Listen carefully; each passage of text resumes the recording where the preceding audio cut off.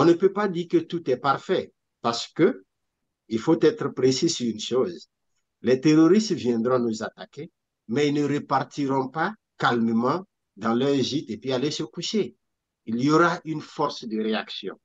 Et cette réaction peut les décourager demain pour que lorsqu'ils viennent attaquer l'armée burkinabé, ils puissent réfléchir par deux fois. Et aujourd'hui, moi, j'ai la pure conviction que cette guerre ne dépasse pas notre armée. J'ai la pure conviction que nous avons des hommes capables pouvant relever le défi si nous avons les moyens nécessaires, si nous avons les armes adéquates, si nous avons la technologie nécessaire pour faire face à ces terroristes. Je vous assure que dans un bref délai, la guerre sera un mauvais souvenir pour les Burkinabés et pour le Burkina Faso. La transition veut bâtir, et c'est ce que je les souhaite, une nouvelle manière de faire. On a tronqué l'histoire aux Africains. Dans l'un des passages, la colonisation, notre culture, on nous a nié même le fait d'avoir une identité. On nous a nié même le fait d'avoir une histoire. Et aujourd'hui, la transition doit remettre tout ça en cause. Construire une identité qui respecte nos valeurs, qui respecte nos traditions, qui respecte nos coutumes. Et je pense que la Chine est un exemple pour nous, les Africains, pour que nous nous inspirions de votre expérience dans le domaine de la promotion de la culture.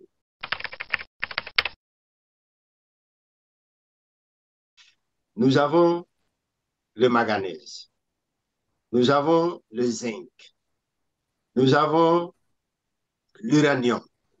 Je vous l'ai dit, l'uranium n'a pas encore été commencé à exploiter au Burkina, mais nous avons l'uranium. Est-ce que vous comprenez? Toutes ces richesses-là, si on ne nous avait pas menti, que nous devons les produire, les exporter pour les raffiner ailleurs, aujourd'hui, nous serions un pays développé. Alors, c'est tout ce qu'il faut revoir. J'ai dit au Burkinabé, j'ai dit à nous autres, que la transition appelle les opérateurs économiques burkinabés, qu'ils appellent des expertises internationales s'il en veut, mais il faut d'abord utiliser l'expertise locale.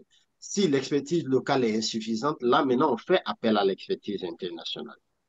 Et je rappelle que l'usine d'or qui est en train de se mettre en place, ce sont des chercheurs burkinabés qui trouveront comment traiter les déchets avec une solution endogène. Donc, tout sera fait sur place, avec nos réalités.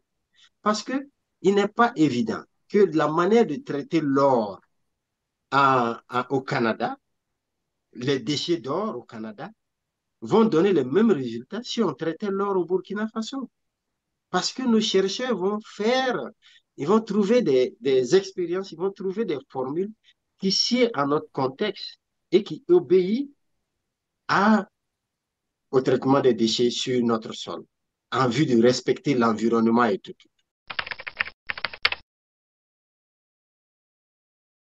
Alors, donc, il suffit de créer un élan de développement qui doit être en phase avec nos réalités et ne pas nous laisser dicter ce que les autres nations veulent qu'on fasse.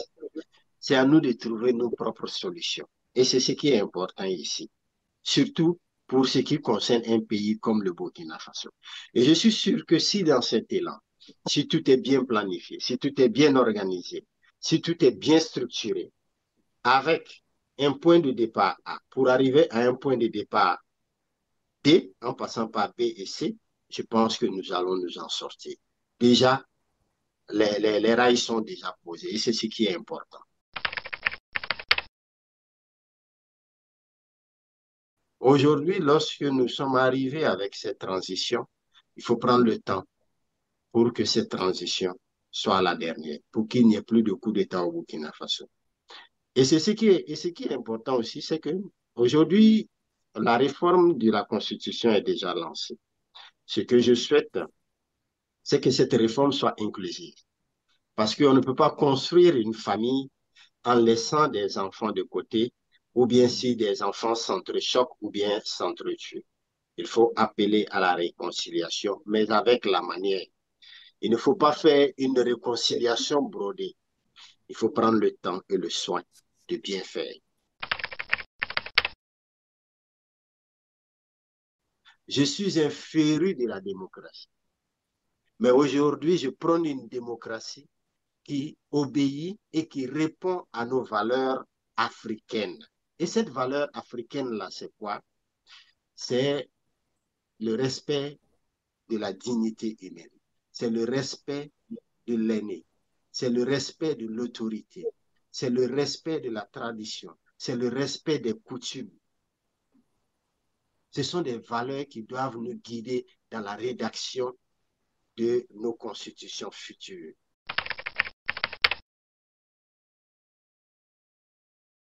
Et la population aujourd'hui du Burkina Faso veut la paix. La population du Sahel veut la paix. Leur aspiration profonde, c'est la paix. Aller dormir chez soi. Aller dormir sur la terre qui les a vus naître. C'est ce qui est important. Et deuxièmement, quand cette condition sera remplie, qu'ils aient à manger au moins 3 fois par jour. Ensuite, qu'ils puissent se soigner. Et encore, qu'ils puissent aller apprendre les connaissances du monde, aller se former. Alors donc, tout ça, c'est un chantier. C'est un chantier qu'il ne faut pas bâcler parce que des gens nous pressent pour aller faire des élections. On met combien de milliards à organiser des élections? Combien d'hôpitaux ces milliards pouvaient construire?